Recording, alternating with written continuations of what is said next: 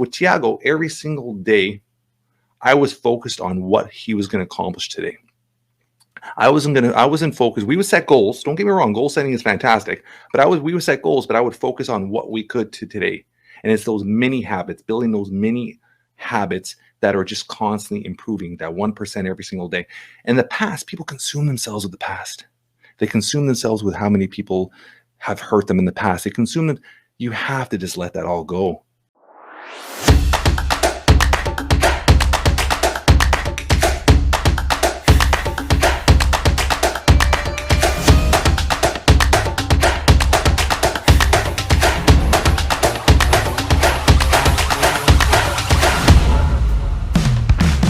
This is The Dose of Positivity, hosted by the one and only Mike Diamond.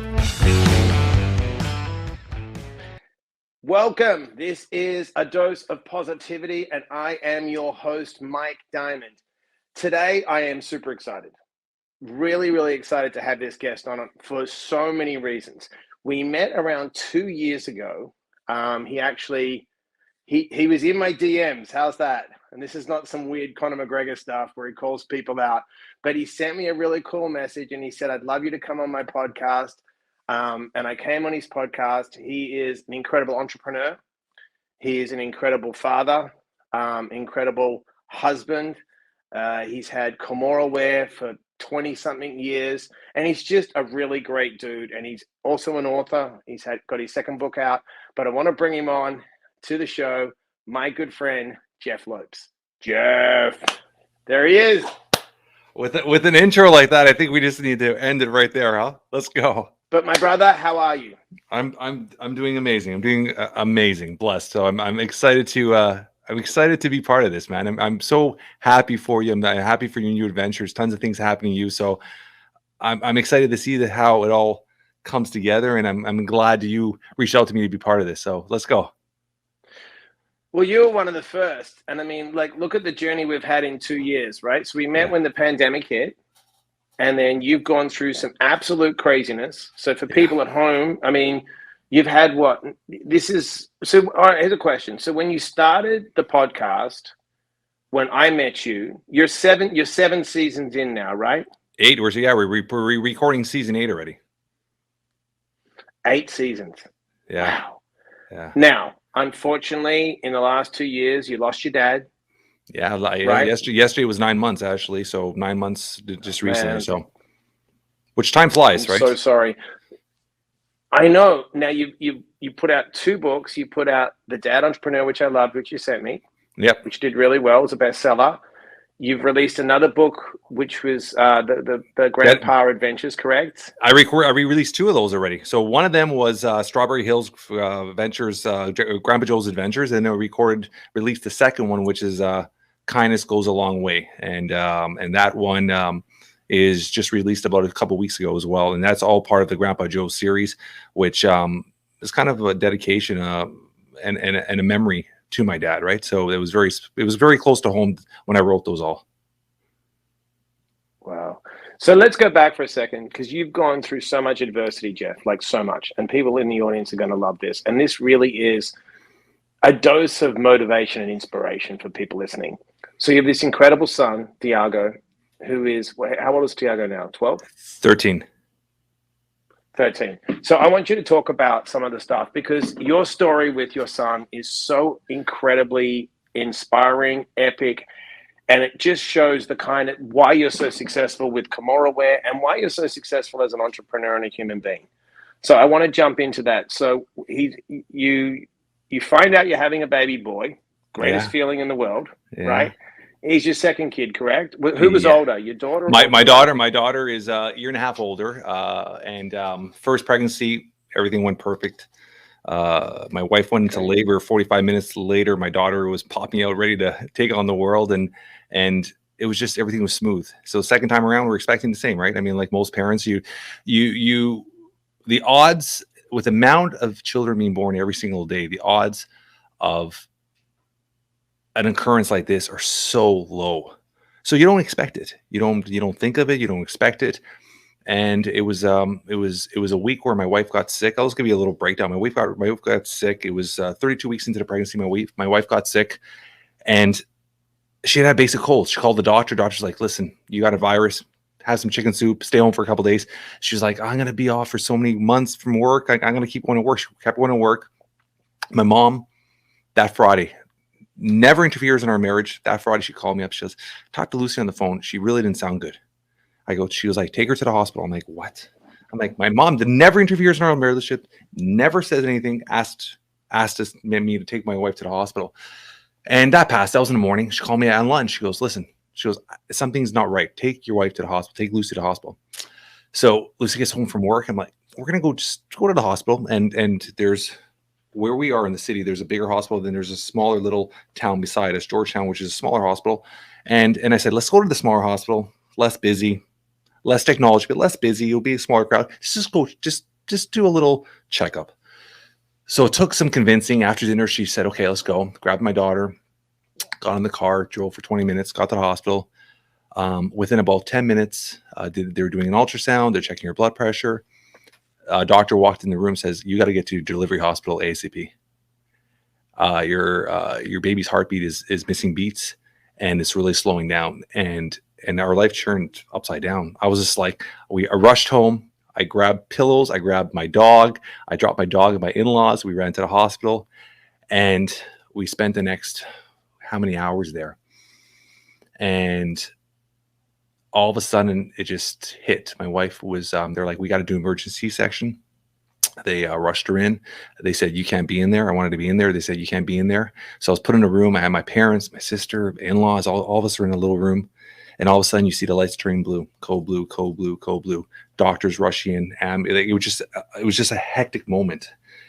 And the doctor walked in about 15 minutes later and looked me in the face. And I'm not a very religious person, and said, God today, and I still remember these words so clearly, God today gave you a gift of a baby boy, but God has also decided that it's time for him to go as well. That's what he said to us.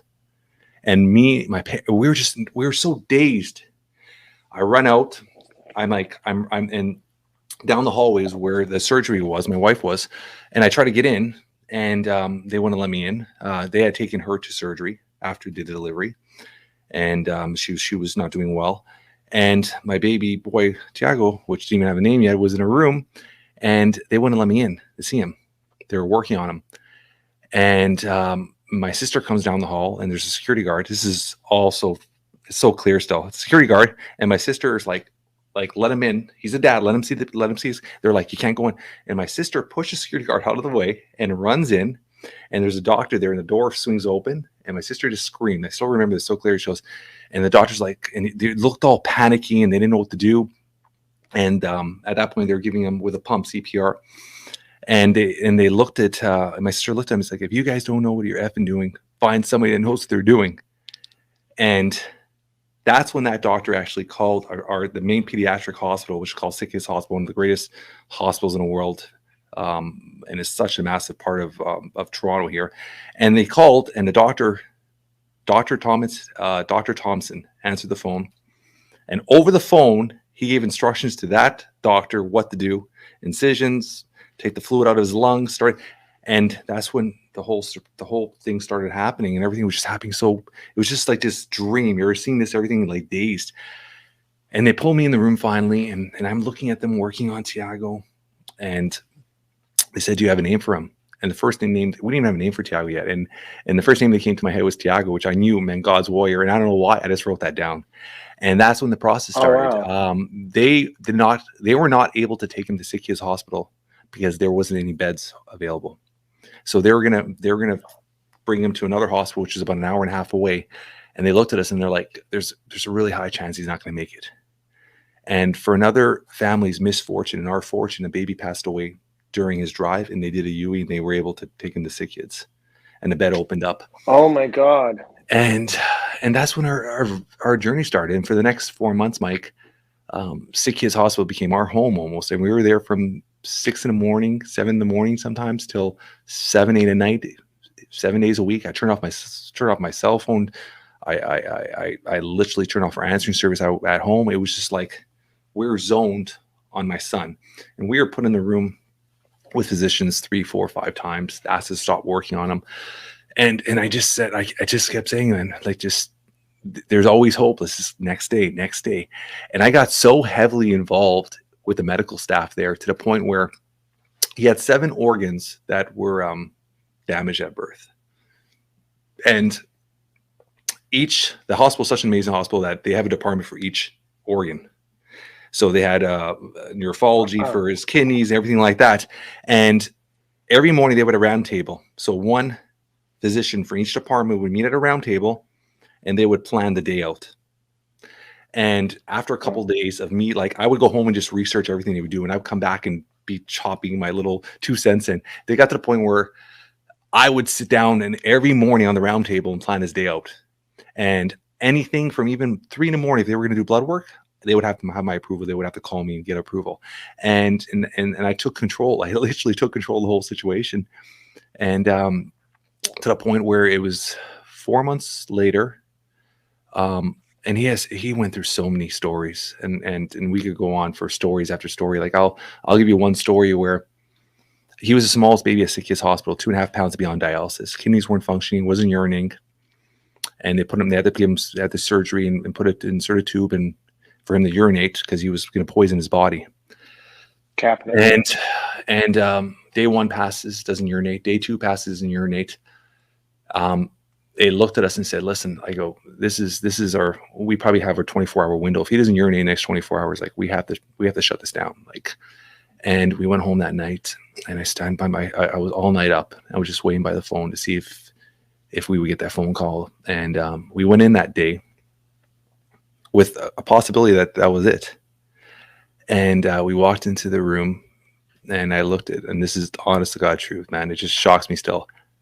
We looked at Thiago, and we're just sitting there, me and my wife, and just looking at him, and all of a sudden, it was just within seconds, he just looked and he starts urinating, and it was just like this inch of hope, and it was just constantly like that. It was just like, we're going down, down, down. We got hope again. We're going down, down, down. It was this roller coaster, and it was at 4 months old. He was still 4.5 pounds. At 4 months old, most babies are rolling over, trying to crawl. Like, he was still 4.5 pounds on a feeding tube. And the doctors didn't want to release him. And I was at that point, I was like, we need to be home. I need to take care of my own kid now. And I convinced the doctor to let us try. And they did is they moved us up to the 4th floor, gave us an independent room. And they said, Thursday, Friday, if you, for the next 48 hours, can take care of your kid on your own, we'll release him on Saturday. And that's what we did. We stayed there and we took care of him, and we got him home at 4.5 pounds, and we took him home. We had a 1 ounce bottle, like a toy bottle of milk, like literally a toy bottle. And we started teaching him how to swallow. And that's when the whole process started. It was like a little birdie trying to teach him how to swallow. And that's how the whole process started, Mike. And yeah, man, it's, and one little story too, is before he left hospital, we had to get our discharge papers. And I had done so much research. I knew everything that was happening with him. I know my son's body inside out. Like, everything that's ever happened to him, I have it locked in my head. And when they diagnosed him, and for his discharge papers, they diagnosed him with cerebral palsy. And I remember the doctor looked at us, and they're like trying to give us, I mean, they always give you a worst case scenario. And there's a good chance your son's gonna be confined to a wheelchair his whole life.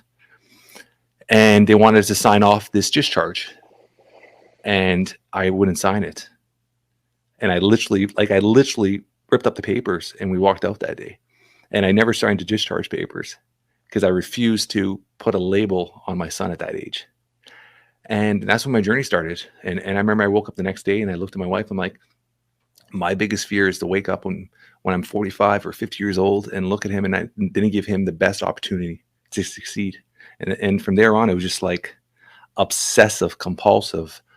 Every single form of rehab, every single form of therapy, every single form of exercise. I studied. I did everything with him till yesterday. He's 13. And yesterday, we sat there for about 45 minutes. And we're always still trying, till this day, we're still always trying to accomplish more. And he was on his knees. And for the first time on his knees, he jumps up and he can stand up from his knees up. And that's a huge accomplishment. And most fit kids can't do that.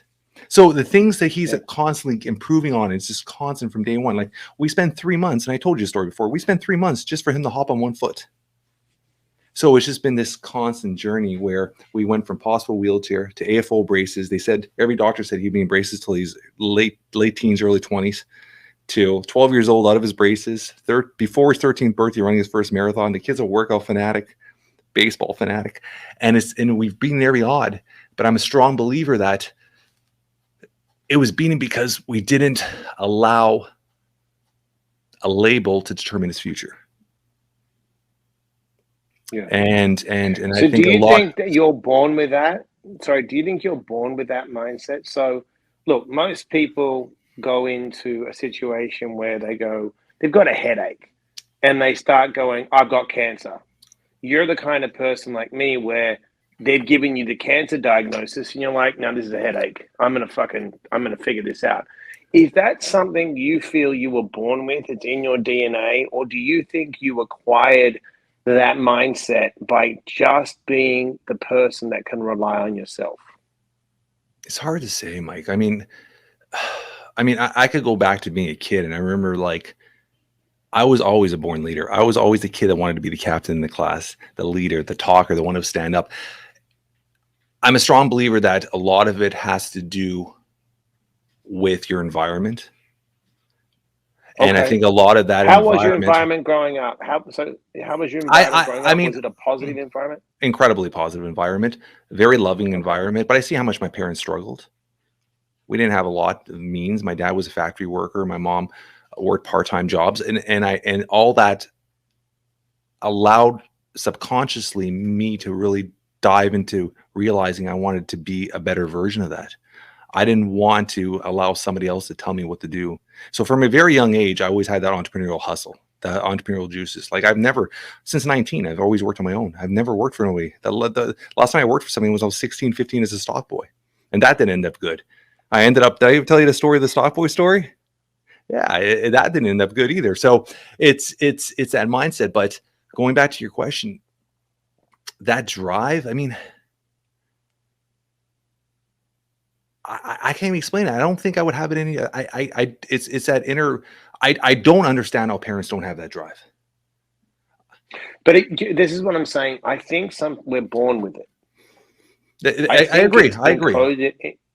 In your DNA, like me, you can somehow figure it out alone. And I think there's that ability of it's like autodidact in the sense of I failed at school, but I can read it and apply it. And you're like me, you can visualize it, like with your books. You're like, I'm going to go write a book. You don't care if anyone tells you what book to write. You go, I'm going to write a book. Or even with Kimura Wear. Yeah. You started that, 20 years ago? And 16, then when we started talking, you're like, you're 16. There you go, 16 years ago. You remember the funk guy, or remember this, remember that. You started so many people. So, all right, so here's a question for you. So here you are. The business is 3 years old. Right, 3 or 4 years old. Thiago is born. You've got to go through all this adversity to figure out, which is ridiculous. I mean, the amount of shit that you've gone through is not. People are complaining that they stubbed their toe, and you're like, dude, you're amputated leg, and you're running a marathon.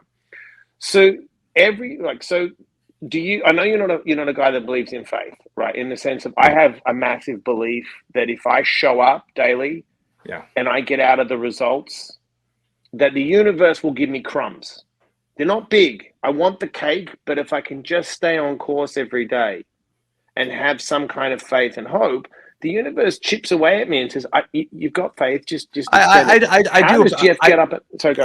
I do believe that, Mike. I do believe that. I mean, good things come to good people, and I believe if you put out good in this world, it's going to come back in soulfold. And I do believe in karma. I mean, I almost take that Buddha mindset with it, right? So I have that understanding where it's what you put out in this world is going to come back to you. So helping somebody, and being good to people it's just part of life.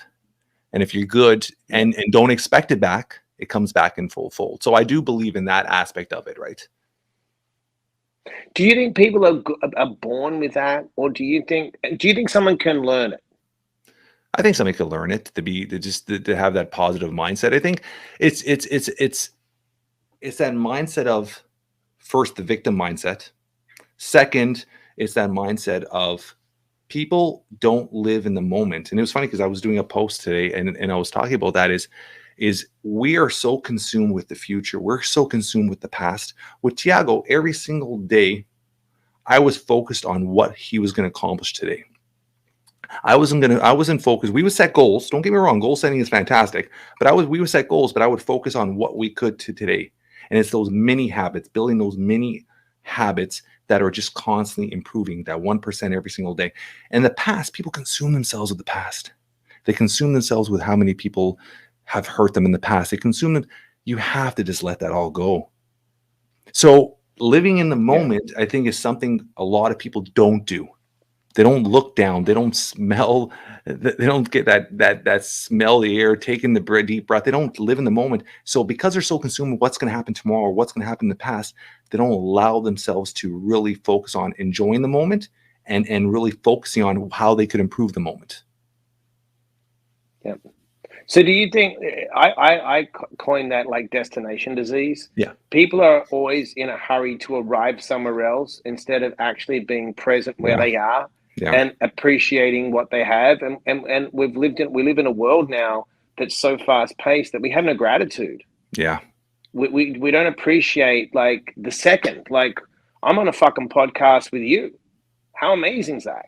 Yeah. I'm serious. Do you know what I'm saying? Like I've lost a dear friend of mine, 43, died 2 weeks ago. I lost my cousin, 53, who had an aneurysm, and he has 3 kids. I lost another friend at 46, 3 kids, died. My good friend Yogi from New York killed himself at 47. Scott Weiland was one of my friends, and that 48, he died. I help his son now. Yeah. You know what I mean? Like I can sit here and go, I am talking to you right this second, and it's so fucking amazing. I don't know what's going to happen tomorrow. Yeah. I don't know what yesterday's done, but I can, you know what I'm saying? And I think we get so caught up in the highlight reels of all these people's lives, and it's all bullshit.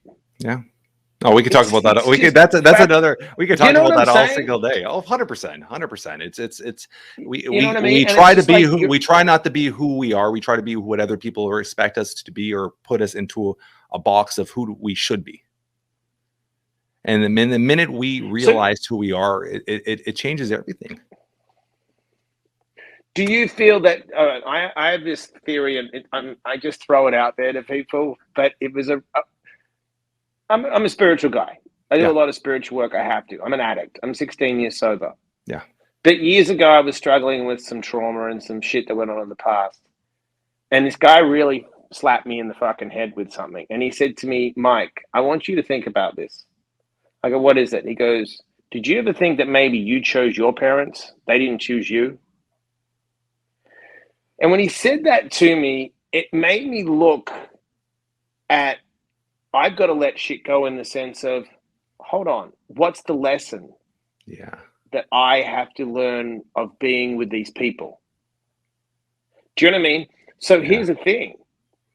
As messed up as this sounds, right? My son, he's on the spectrum of autism. Okay. I'm dyslexic, undiagnosed. Of course he's got me as a dad.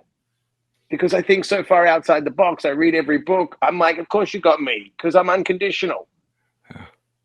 Do you think the kind of person you are, this is the kind of kid that you had to have? Because no other parent can probably deal with this shit. I to a certain degree, and many people have said that to me, Mike, but I also believe how I have changed as a father, a human, a man over the last 13 years has been so drastic because of him. He's learned me I've learned to be patient, because I was the type as an entrepreneur where instant gratification. I needed results. I needed to make money. I needed to be the top. I needed to get rid of my competition. I've always had that mindset. He's made me understand that it might take 3 months to hop on one foot, and that's okay. And when we get there, that celebration is going to be so much more important. That's my point. He actually taught you to ground yourself. He grounded you. 100%, in such a positive way. Such a positive way. Yeah. And that unconditional love where He's such a sweet kid, man. I can't, like, I just want to kiss him 24/7. Like, he's I mean, your literally, videos are just he's such, and it's, amazing. I watched. but but his mindset, his work ethic, and I think I've instilled that from day one. When he wasn't even able to say no, or even realizing what no was, I was pushing him past those limits. So I've always put him in a situation when he's like, he's getting tired of jumping at 10, I would make him do 30 or 40. I would keep pushing it. And because I built that in his mind, it's become part of his DNA, that relentless, like he'll sit there.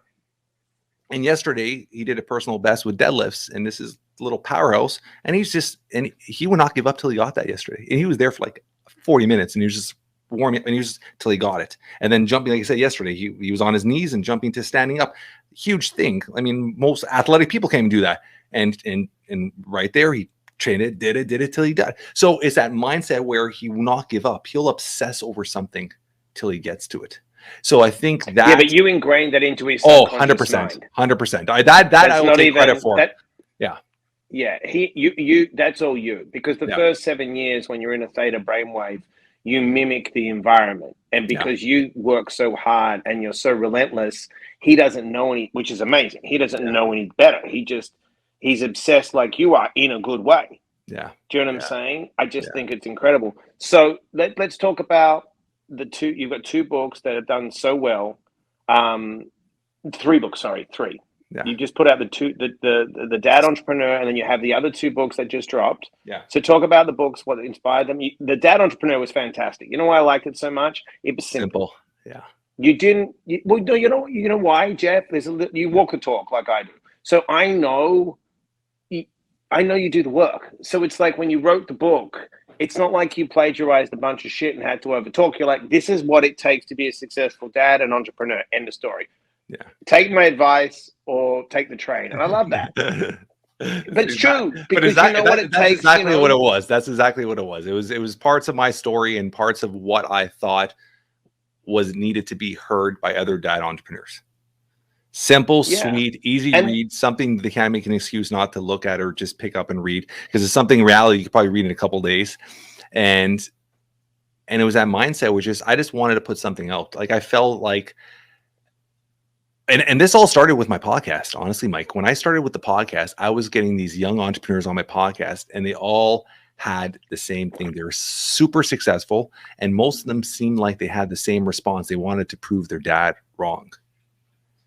And I stood there and I was just like, and then after every podcast, I would have a little conversation with them, and they're always like, how are you so successful? Like, what's your relationship with your dad? I'm like, I had an epic, amazing relationship with my dad. Like I would cut off my right arm just to spend another day with him right now. Like I had such an amazing relationship. So I couldn't understand it.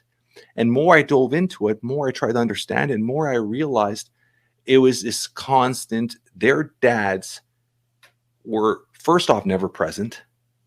And when they were present, they weren't present. They were physically there. They weren't mentally there. And that took such a toll on their kids, where their kids, they didn't want the cars. They didn't want the toys. They didn't want the clothes. They just wanted love. They just wanted their dad to be there and acknowledge them.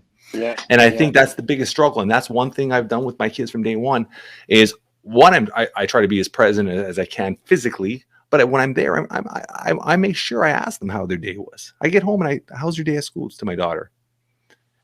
Anything going on? Have you ever heard the saying? There's a great saying, and I love the saying. And you just nailed it, because my dad wasn't present. You just nailed it for me, and it's always been, I'm gonna prove everyone wrong. He's still not present for me. He'll spend a minute on the phone to me, a minute. He'll never read any of my books. I just got a book deal after 2 years. Got kicked out of school. That my family will never. They look at my first part of life, which was failing at school, getting kicked out, right, for attention, because they weren't around, because they didn't give me attention. I looked for attention. I got kicked out of school. All right, now do you know who I am now? And you just nailed it. And I heard this guy say it. I can't remember who said it, but he said it. It's not what you leave them; it's what you leave in them. 100%. And when that person said that, I was like, oh my fucking God, he nailed it. Because people think you can't buy a relationship. You can't buy affection. You can't buy love. And we all just want to be loved. Yeah. We just want someone to tell us it's going to be okay when shit goes sideways. We just want someone to identify with our journey and our struggle. And that's why we live in a fucked up world right now, because people are suffering in silence and they feel sick and they feel lost, but Yeah. they don't realize people are just posting highlight clips. I get the call, like I told you when you called me, you're like, where am I? Like, dude, I'm on someone's couch in the middle of DC Yeah. helping someone. Do you know what I mean? And you're like, what? I go, yeah, like I'm in the belly of the beast. And I can be honest with you, Jeff, I didn't want to be there one day. I had to be away from my family for 4 months. Yeah. You checked in with me constantly. You're like, are you okay, dude? I'm like, Mm. no, I'm stuck in DC working with this guy. But you did, you knew. I was like, it's hard living in with someone else trying to keep them sober. And like what you just said, like for people listening, they have to understand if you're not present, don't it's not about the Ferrari. It's No. not about buying a bunch of shit for your kids. It's sitting down. Like I do flashcards with my son. I'll spend Yeah. hours with him doing flashcards. You know why? Because I see him light up when we do the flashcards. I pushed him 5,000 miles in the Yeah. stroller Yeah. running.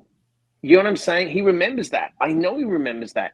And you've done the same thing. And it's like taking the time to slow down, like you said, and just be fucking present. Yeah. In the moment. You know what's crazy, And you know Mike? what?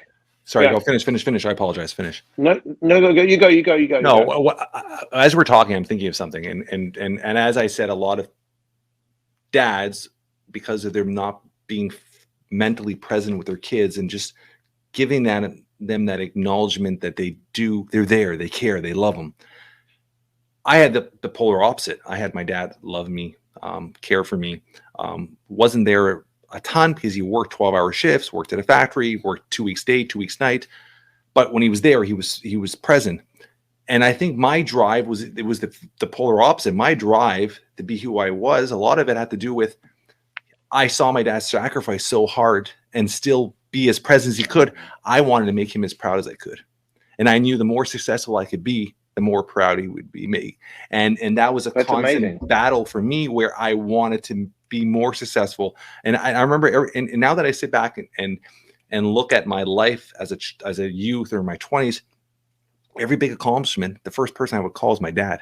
I would tile a wall in a house and I would call my dad, sending him pictures. I would do stuff like it was just constantly. I just wanted to show him like, hey, I did this. Hey, I did this.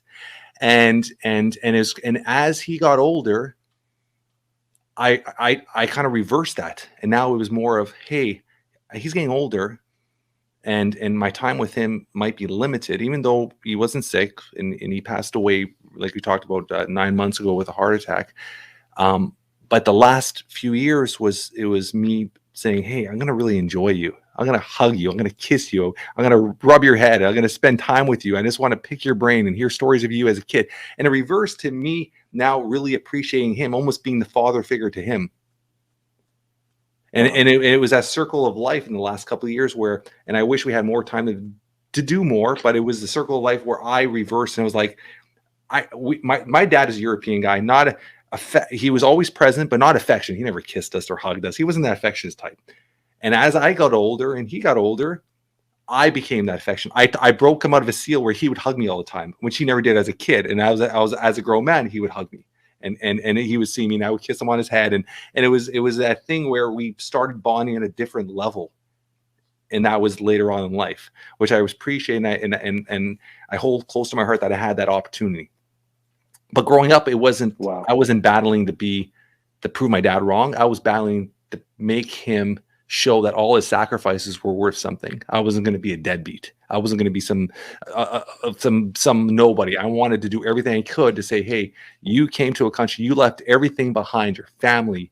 My dad was like you. He left he was 24. He came to Canada, left everybody, came here, went to college, tried to learn English, he came here and sacrificed everything. And I wanted to make sure that he was aware of that. So my mindset, Mike, was just, I had to do something to make him proud. And I wanted to constantly make him proud. Wow. That's amazing. All right, man. Fuck, this is so good. All right, so the podcast, they can download it on Jeff Knows. It's on all Jeff, the yeah, Jeff knows everywhere the Inc. podcast. Yeah, we're everywhere, and it's just, and we have to have you back on soon too. And it's just a situation. The podcast is open conversation. I love having Oh, conversation it's with great. people, I remember and coming on with you. It was so good. yeah, and it's at the point right now And where I'm trying to bring on people that I'm almost a Joe Rogan experience way, where bringing on guests that I've always wanted to talk to. Like our season 7 finale was Jake the Snake Roberts. I grew up watching him wrestle, and I brought him on, and I think that was the first interview how you much did in fun. almost 2 years. So it's season 8. The lineup of guests we have on is epic, like superstars, and it's just people I I'm have definitely going to be interest in. stealing some from you. You've had some good guests. I like look through them. I'm like, I'm going to be bringing you up for a couple of those guests. 100%, buddy. Like, Anything you need, man. love you. So the books are on Amazon. They can go to Amazon and pick up Amazon, our books. website, yeah, everywhere. Everywhere books are pretty much sold, you could find them. All right. So it's been so inspiring. It's been so educational. It's been so motivational. You dropped such a dose of positivity on everyone that's going to listen. But I have one takeaway for you. For Shoot. someone out there right now who is listening to this that feels like their life is going nowhere, they've got no hope, and they're not going to make it through, what do you tell them right now? And there's so many people like that right now, Mike. That's the scary part. There's always, I remember hearing this once, Mike, and it said, if you sit there on a beach and watch that tide go out, that tide's always going to come back in. And if we learn to understand that there is always going to be tomorrow, there's always going to be another day. Today might suck. Today might feel horrible. Today might feel like there's nothing worth living for. But if you wait for tomorrow, there might be that whimsical, that minute, that moment that something just changes. And we all... So stay in the process long enough to let something shift. Yeah. Just hang on. Just hang on. So that's our message today. Just hang on today. I know it doesn't seem like anything good can come of it, but have the faith that if you can just hang on for 24 hours, something can shift. Yeah. It's just... Man, we have this beautiful life here, and there's a lot of. Sometimes when you hear people that are struggling,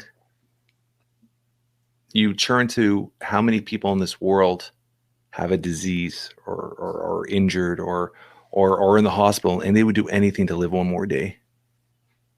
So you have to have the understanding that we have something special. Like, think of how the odds of you being born. When you think of the odds of us being here right now in this moment talking, it's special, man. Whether we're going through negative or positive, there's got to always take the positive of every moment and just keep flowing with the positive and keep moving forward. Man, it's been awesome. Thank you so much. Oh, fuck. There's so many gems in this. Everyone's going to love it. I love you, brother. And wow. I know you so well. So I know so many people are going to be so touched by this. I appreciate you, brother. I will send you everything when it's ready to go. And obviously, thank you so much for coming. You know, Mike, I appreciate you, and anything you ever need, and I'm here, buddy. Anything you need, I'm here to help you. Thank you so much, Jeff. You're the best. Okay, guys, this was A Dose of Positivity. I'm Mike Diamond, and today, obviously, Jeff Lopes destroyed it. I will see you guys next time. And that was your Dose of Positivity with Mike Diamond.